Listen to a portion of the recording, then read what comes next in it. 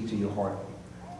2 Corinthians 5:21 says, very simple, it says, "For he made him who knew no sin to be sin for us, that we might become the righteousness of God in him." Now, what does it mean? He who knew no what? Sin, had to become what?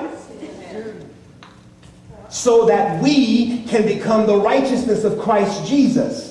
So Jesus, who knew no sin, who was not slave to sin, who had no absolutely sin or nothing had any kind of hold on him, who had no sin in his life because he chose not to allow it to be his slave master. Understand this. He became sin.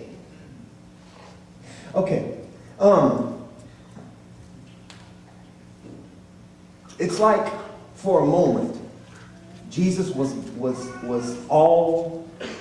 He was on the cross. He was dying, and at one moment on the cross, do you remember Jesus saying a few words before he passed? He said this. He said, "Father, why have you left me?"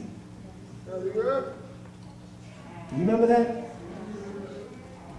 You know how many times we say that, the reason he did that was because he couldn't stand to see his son suffer.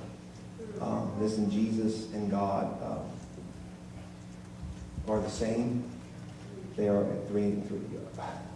This is very hard to explain. But God was suffering with Jesus.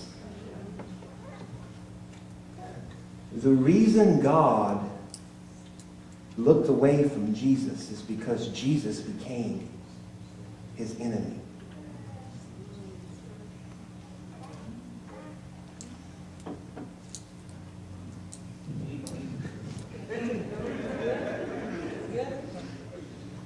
He who knew no sin had to become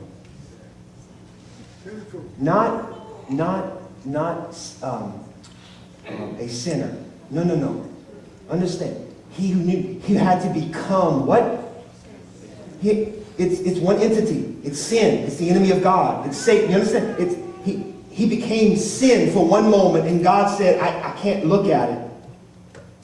And then he died. And sin was defeated. You know who died? Sin. God. He died. He had to become sin so that sin would then die on Calvary. And when he came back to life, who he came back as? Jesus Christ, the victor, the Son of God, the one who has given all man the liberty and the freedom to live and to be saved. But he first had to become. Why? So you didn't have to do it. He became his own enemy to defeat his enemy.